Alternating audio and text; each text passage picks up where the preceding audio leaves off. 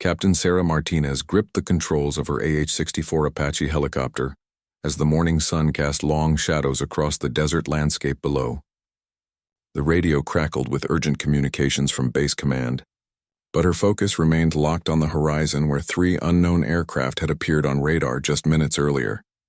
Sarah had been flying for 8 years, but nothing had prepared her for this moment. The intelligence reports coming through her headset painted a grim picture. 3 hostile fighter jets had crossed into restricted airspace, heading directly toward a convoy of humanitarian aid vehicles, carrying medical supplies to a remote village caught in the crossfire of an ongoing conflict. The Apache's rotors beat steadily overhead as Sarah maneuvered her aircraft into position. Her co-pilot and gunner, Lieutenant James Rodriguez, sat in the front seat checking weapons systems and scanning the approaching targets through his targeting display. The tension in the cockpit was thick enough to cut with a knife. Sarah's mind raced back to her childhood in Texas, where she had watched military aircraft practice maneuvers over her family's ranch. Even as a young girl, she had dreamed of flying these powerful machines.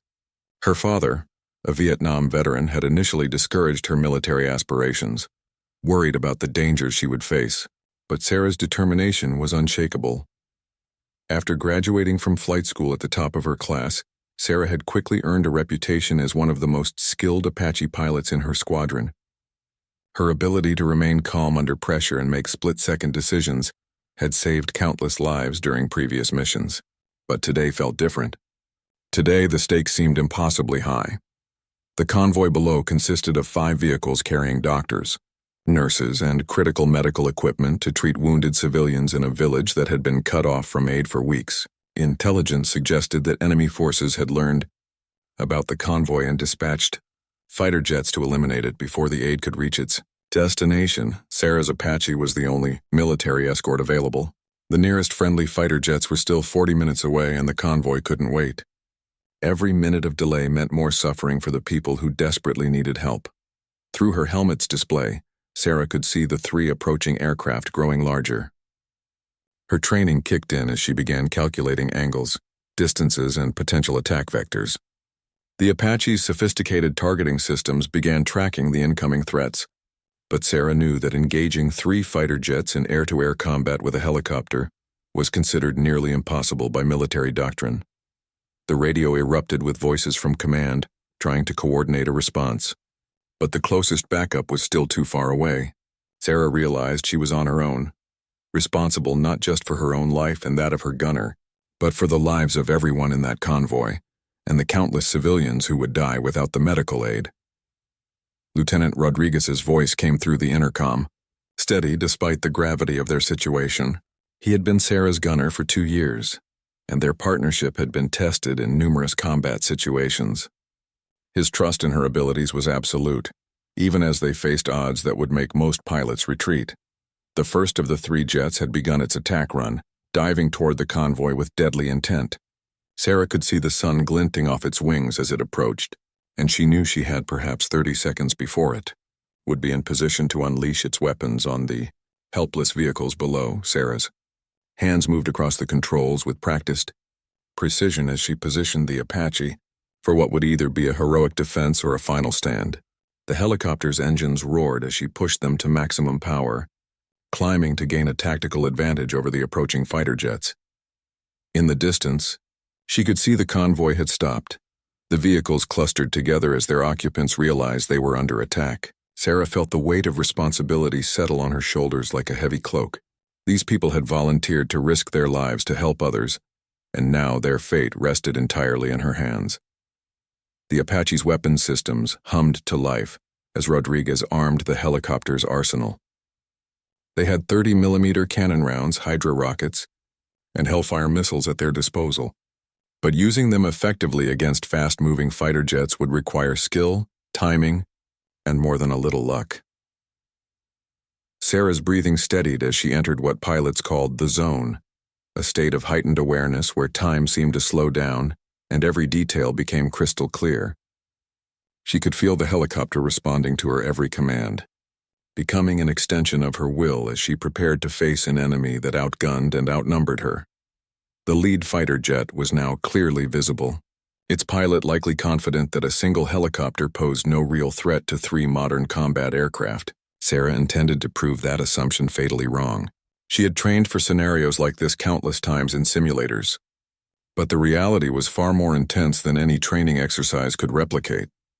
As the first jet lined up its attack run on the convoy, Sarah knew the next few minutes would determine not just her own fate, but the lives of dozens of innocent people counting on her to keep them safe.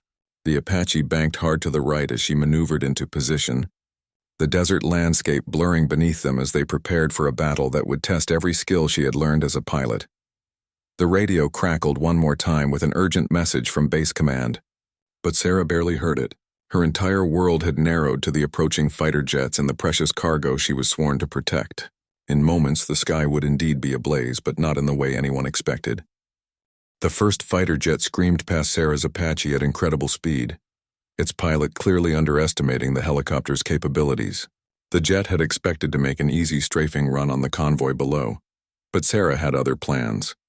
She pulled the Apache into a sharp climb, using the helicopter's superior maneuverability to gain a positional advantage.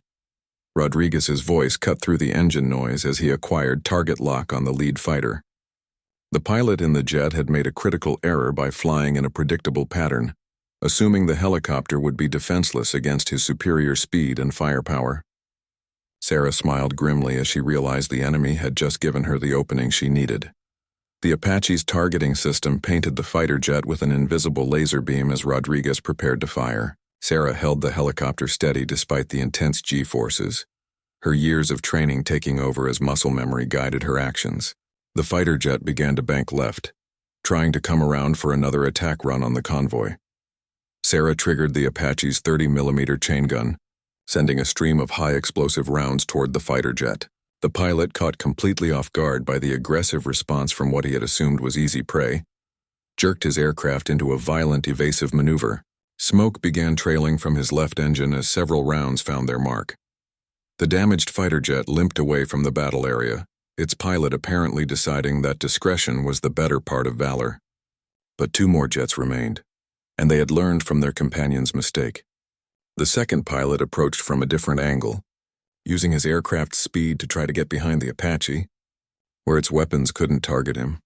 Effectively, Sarah anticipated this maneuver and threw the helicopter into a spiraling descent that would have made most passengers violently sick.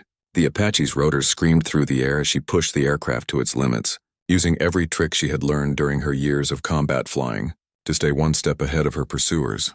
Rodriguez called out target positions as the second fighter jet tried to gain missile lock on their aircraft. The pilot was more cautious than his predecessor, maintaining distance while trying to use his superior weapons range to eliminate the troublesome helicopter. But Sarah had no intention of playing defense for long. She pulled the Apache into a hover behind a rocky outcropping, using the terrain to mask their position from the circling fighter jets. The maneuver required split-second timing and perfect coordination between pilot and gunner, but Sarah and Rodriguez had practiced similar tactics dozens of times during training exercises. The second fighter jet passed overhead, its pilot searching for the helicopter that had seemingly vanished from his radar scope. Sarah waited until the perfect moment before popping up from behind the rocks, positioning the Apache directly beneath the unsuspecting fighter. Rodriguez fired a Hellfire missile at point-blank range, the weapon streaking upward toward the fighter jet's vulnerable belly. The pilot never saw it coming. The missile's warhead detonated against the aircraft's fuel tank, turning the sleek fighter into a fireball that painted the morning sky with orange and black smoke. But there was no time to celebrate. The third fighter jet had learned from watching his companion's fates and was approaching with much more caution. This pilot was clearly the most experienced of the group, maintaining altitude and distance. While trying to draw the Apache away from the convoy it was protecting, Sarah realized the enemy pilot was trying to force her into a running battle that would take her away from the people she was sworn to protect. If she pursued the fighter jet, the convoy would be left defenseless. If she stayed close to the vehicles, the jet could attack from long range with missiles. The decision came down to a calculated risk that would have made military strategists pause for hours of deliberation. Sarah had seconds to choose between protecting the convoy and eliminating the remaining threat. She chose a third option that no textbook had ever taught: Instead of following the fighter jet's lead, Sarah flew the Apache directly over the convoy, positioning herself between the vehicles and their attacker. She then began broadcasting on all frequencies, identifying herself as the pilot of an American Apache helicopter and warning the enemy fighter that any attack on the convoy would be met with immediate retaliation. The psychological effect of her bold maneuver was immediate. The fighter pilot, who had expected to face a retreating helicopter, suddenly found himself confronting an opponent who refused to back down despite being outnumbered and outgunned. The Apache hovered defiantly above the convoy like a protective guardian angel. Rodriguez had already begun targeting the third fighter jet, but the distance made a successful missile shot unlikely. Sarah needed to draw the enemy closer, into the Apache's effective weapons range. What she did next would become the stuff of legend among military aviators for years to come.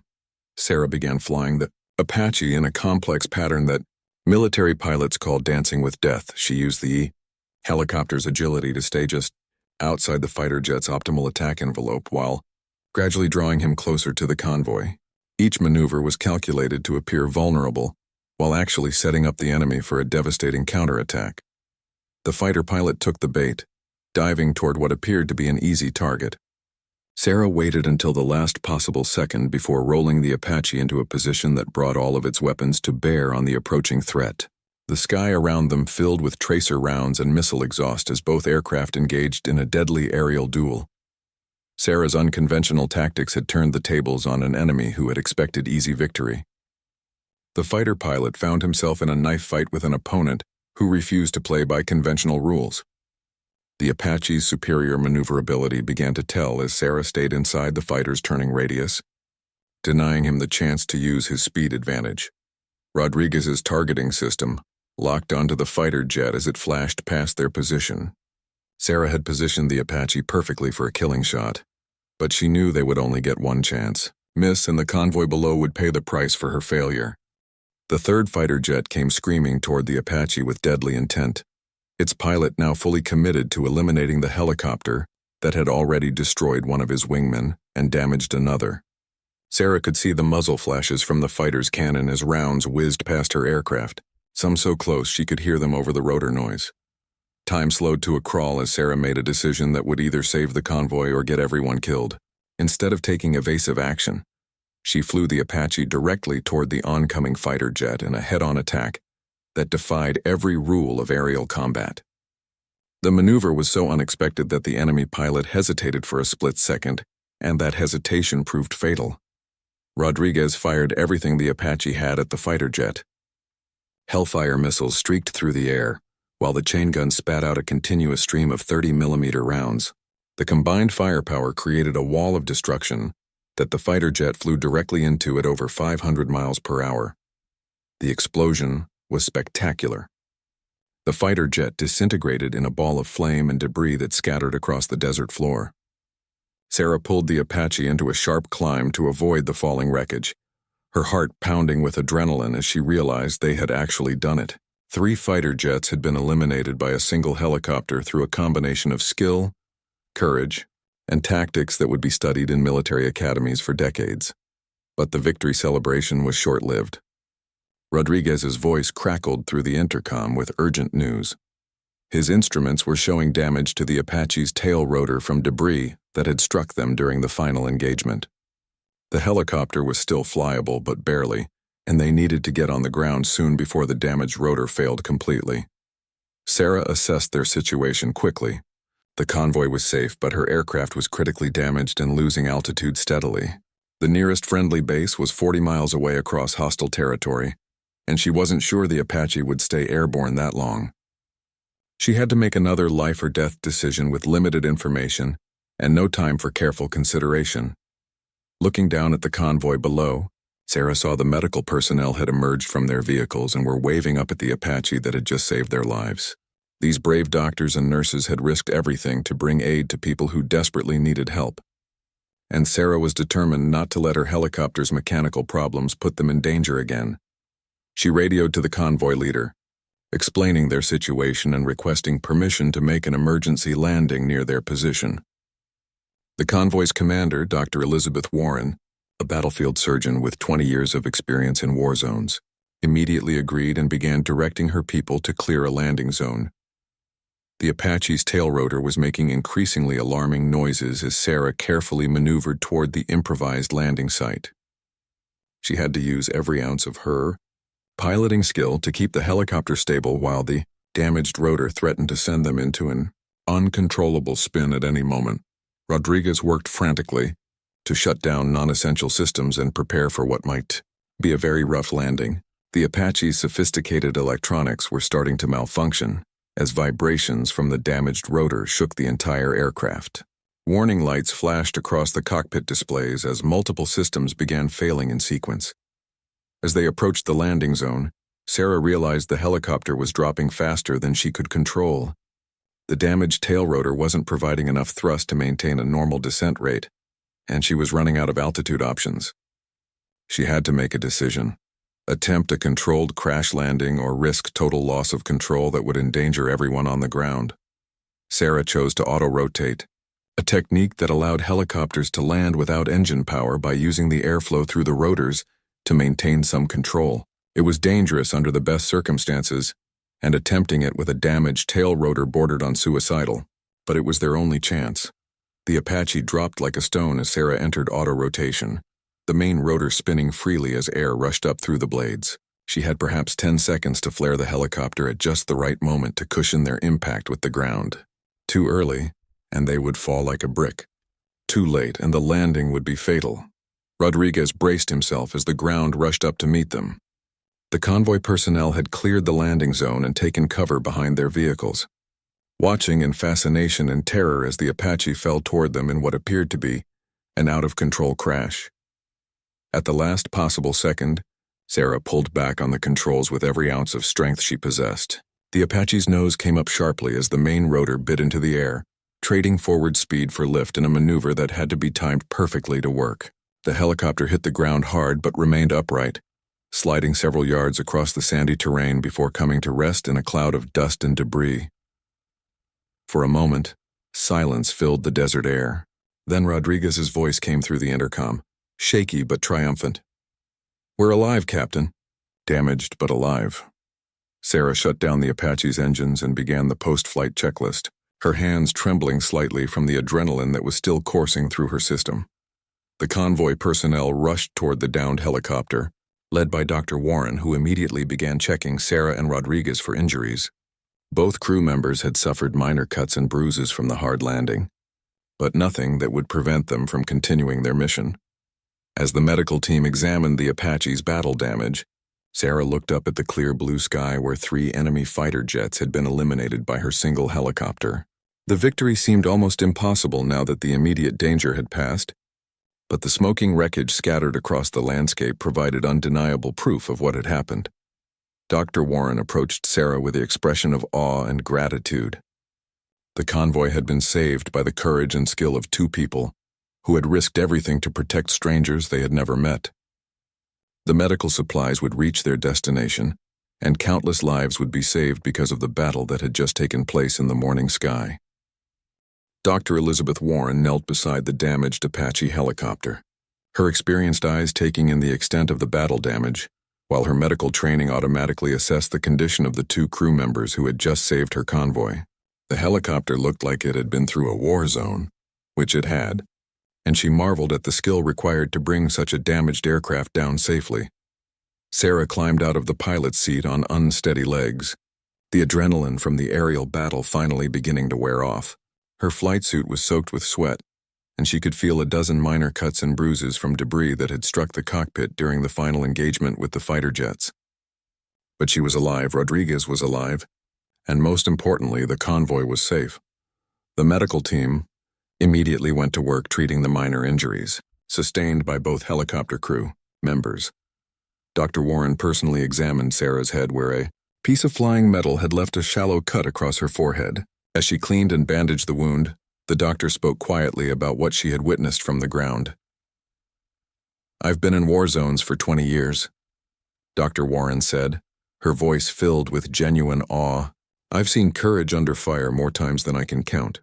But what you just did up there, that was something beyond ordinary bravery." You took on 3 fighter jets with a helicopter and won. The medical textbooks don't have a chapter on treating impossible heroism. Rodriguez was being examined by one of the convoy's nurses, a young woman named Maria Santos who had volunteered for this dangerous mission, fresh out of nursing school. Her hands shook slightly as she checked his vital signs, still processing what she had witnessed from the ground. The aerial battle had lasted only minutes, but it felt like hours to the people watching from below. As the medical team worked, Sarah took stock of their situation. The Apache was grounded indefinitely, with damage that would require major repairs before it could fly again.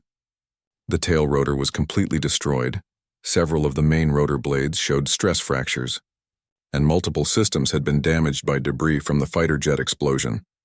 But the convoy's mission could continue. The vehicles were undamaged and their precious cargo of medical supplies was intact. The fighter jets that had threatened them were nothing but smoking debris scattered across the desert floor. Sarah had accomplished her primary objective of protecting the humanitarian mission, even if it meant sacrificing her aircraft in the process. The convoy's communications specialist, Sergeant Mike Thompson, approached Sarah with a satellite radio in his hands. Command headquarters had been trying to reach her since the aerial battle began, and they were demanding a full report on the engagement. Sarah knew she would have to explain how a single Apache helicopter had defeated 3 fighter jets, and she wasn't sure anyone would believe her account without corroborating evidence. Rodriguez joined the conversation, his gunner's perspective adding crucial details to the remarkable story they would need to tell. He had recorded much of the engagement on the Apache's gun camera system, providing video evidence of tactics that would revolutionize military thinking about helicopter combat capabilities. As Sarah spoke with command headquarters via satellite radio, she could hear the excitement and disbelief in her superior's voice. Colonel James Mitchell, her squadron commander, had flown combat missions for 15 years and thought he had seen everything the battlefield could offer. Sarah's report challenged everything he knew about aerial warfare. Captain Martinez, the colonel's voice crackled through the radio. Are you telling me that you engaged 3 fighter jets in air-to-air combat with an Apache helicopter and emerged victorious? Because if that's what you're reporting, I need you to double-check your facts before I pass this up the chain of command. Sarah looked at the wreckage visible in the distance and the grateful faces of the convoy personnel surrounding her. Sir, the evidence speaks for itself. We have gun camera footage, witness statements from the convoy, and 3 enemy aircraft scattered across the landscape. The Apache sustained significant damage in the engagement, but the mission was successful. Dr. Warren took the radio from Sarah and introduced herself to the colonel. As a civilian contractor with top-secret clearance, she had the authority to provide an independent assessment of what had occurred. Her clinical, professional description of the aerial battle carried weight that military personnel couldn't dismiss as exaggerated combat reporting. Colonel Mitchell, Dr. Warren said into the radio, I am a battlefield surgeon with 20 years of experience in combat zones. I have witnessed many military engagements, but nothing comparable to what Captain Martinez accomplished today. She saved not only our convoy, but potentially hundreds of civilians who would have died without the medical supplies we're carrying. The radio fell silent for several minutes as Colonel Mitchell digested this information and presumably consulted with higher-ranking officers about how to proceed. When he returned to the conversation, his tone had shifted from skepticism to genuine amazement at what his pilot had achieved. Captain Martinez, the colonel said, I'm looking at satellite imagery right now that confirms your report. I can see 3 crash sites in your Apache's position near the convoy. Congratulations on the most remarkable aerial victory I've ever documented. Recovery teams are being dispatched to your location immediately. But Sarah wasn't thinking about recognition or military decorations. Her mind was focused on the mission that still lay ahead. The convoy needed to reach the village with their medical supplies, and her grounded helicopter meant they would have to complete the journey without air support through territory that might still harbor enemy forces. Sarah made a decision that would define her character as much as the aerial battle had demonstrated her skills as a pilot. She volunteered to accompany the convoy for the remainder of their journey, providing whatever tactical expertise and additional firepower her personal weapons could offer. Rodriguez immediately volunteered to join her, unwilling to let his pilot face potential ground combat alone. Dr. Warren accepted their offer gratefully, knowing that having experienced military personnel with the convoy would significantly improve their chances of reaching the village safely. The medical mission was too important to delay while waiting for military recovery teams to arrive and establish a secure perimeter. As the convoy prepared to resume their journey, Sarah took one last look at her damaged Apache helicopter. The aircraft had served her faithfully through countless missions, and she felt a pang of sadness at leaving it behind in the desert. But the helicopter had fulfilled its purpose by protecting those who needed protection, and sometimes that was all a warrior could ask for. The convoy vehicles started their engines as the sun climbed higher in the desert sky. Ahead lay an uncertain journey through hostile territory, but the people in those vehicles carried hope and healing to those who desperately needed both. Sarah climbed into the lead vehicle beside Dr. Warren, ready to continue a mission that had already tested her courage beyond anything she could have imagined. The convoy rolled through the desert landscape with Sarah and Rodriguez now riding as passengers in the lead vehicle, their military expertise serving as ground-based protection for the medical mission they had, defended from the air. Dr. Warren drove with steady concentration while Sarah scanned the horizon for potential threats, her combat instincts remaining sharp even without her helicopter. The landscape ahead was harsh and unforgiving, with rocky outcroppings and dry riverbeds that could hide enemy forces or improvised explosive devices. Sarah had studied maps of this region during her mission briefing, but seeing it from ground level gave her a new appreciation for the challenges facing the convoy as they approached their destination. Rodriguez monitored radio communications from the back seat, staying in contact with military command while also listening for any enemy transmissions that might indicate hostile forces in the area. The destruction of the 3 fighter jets had likely alerted enemy commanders to the convoy's presence, and Sarah expected they would face additional resistance before reaching the village. As they traveled deeper into contested territory, the convoy encountered their first obstacle. A bridge across a deep ravine had been destroyed, forcing them to find an alternate route through terrain that hadn't been surveyed for hidden dangers. Sarah climbed out of the vehicle to assess their options, her military training taking over as she planned a safe passage for the medical supplies. The detour would add several hours to their journey and take them through an area known to be frequented by enemy patrols. But Dr. Warren was adamant that they couldn't turn back now, not when the village's medical needs were so desperate. She had received radio reports that casualties were mounting while they waited for the convoy's arrival.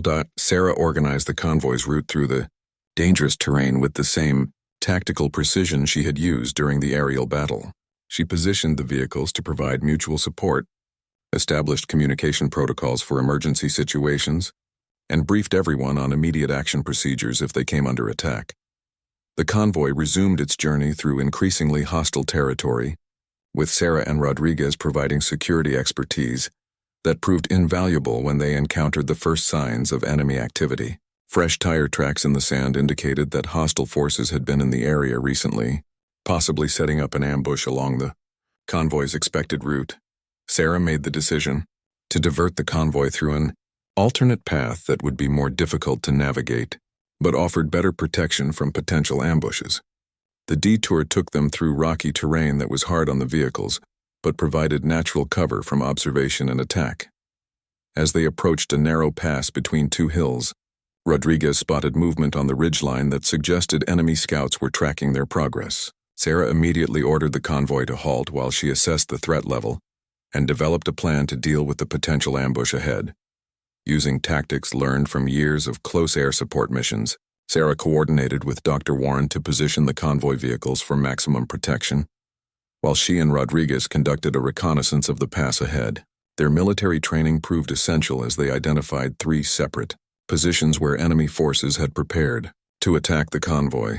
The situation required split-second decision-making that would determine whether the medical mission succeeded or failed. Sarah had to choose between engaging the enemy forces directly, which would risk casualties among the medical personnel, or finding another route that might not exist and would certainly delay their arrival at the village where people were dying.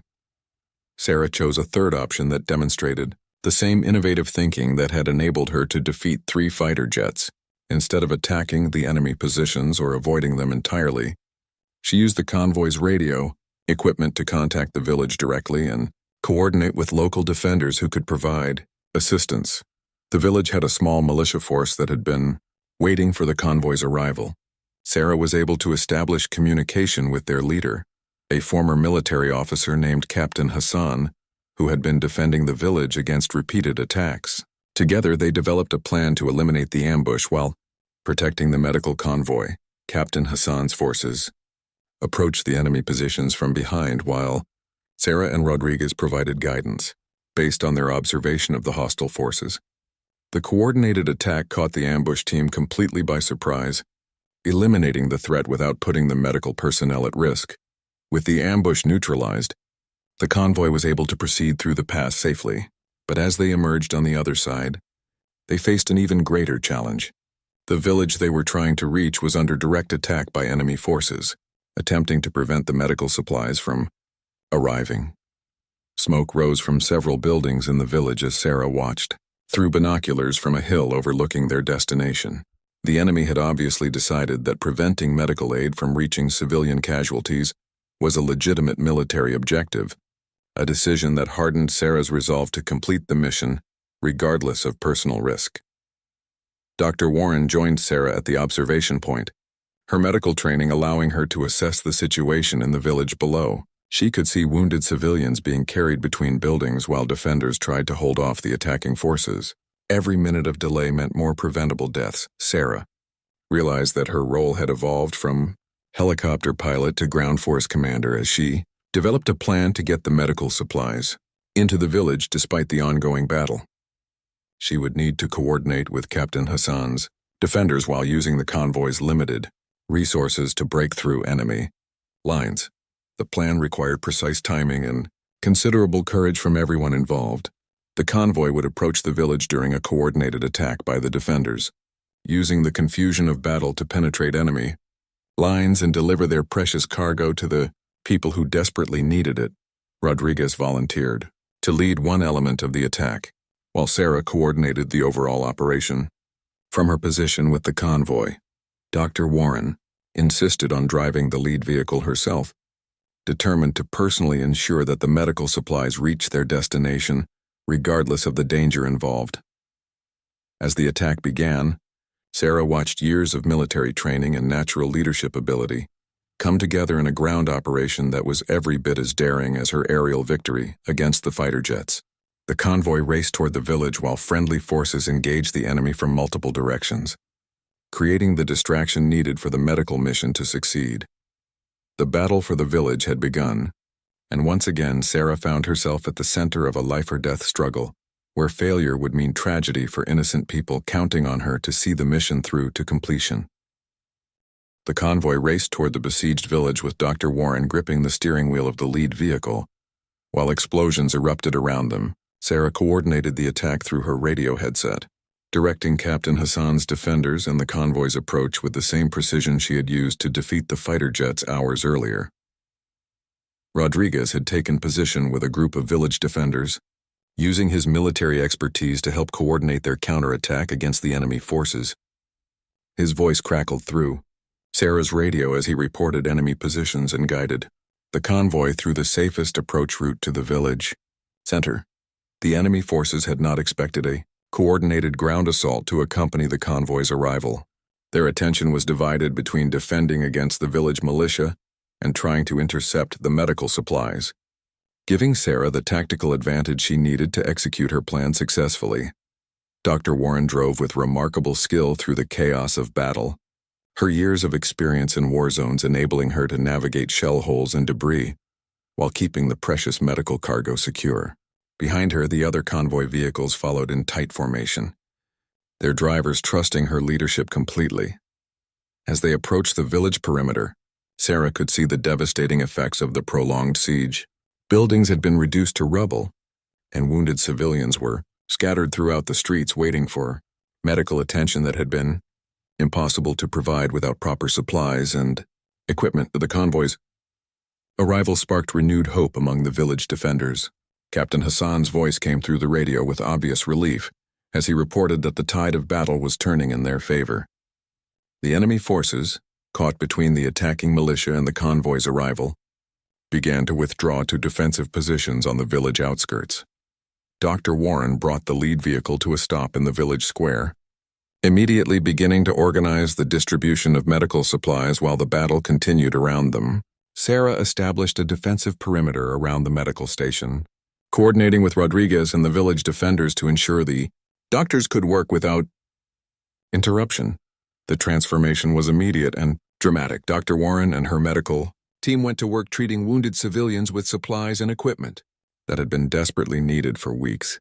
Antibiotics, surgical instruments, and blood products saved lives that would have been lost without the convoy's arrival.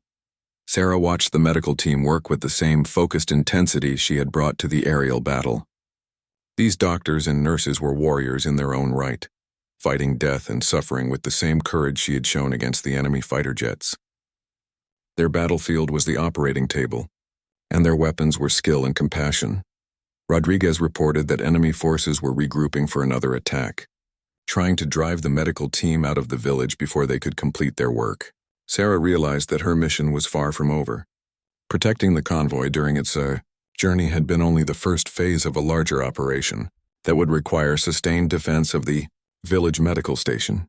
Captain Hassan approached Sarah with a proposal that would extend her involvement in the ground battle indefinitely. The village's strategic position made it a crucial stronghold in the larger conflict, and the successful delivery of medical aid had transformed it into a symbol of hope for the entire region. The enemy forces surrounding the village represented a significant threat that would require coordinated military action to eliminate permanently. Sarah's tactical expertise and proven leadership abilities made her the logical choice to coordinate the extended defense of the village until reinforcements could arrive. Sarah accepted the responsibility without hesitation, knowing that her role had evolved from helicopter pilot to ground force commander in a battle that would determine the fate of countless innocent civilians. She had already risked everything to deliver medical aid to the village, and she wasn't about to abandon the mission with victory so close at hand.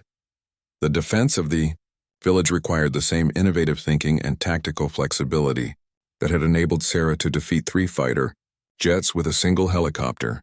She coordinated with military command to organize air support and reinforcements while using local knowledge and resources to establish defensive positions that could withstand sustained attack. Dr. Warren's medical team worked around the clock treating wounded civilians and preparing for the casualties that would inevitably result from the continuing battle.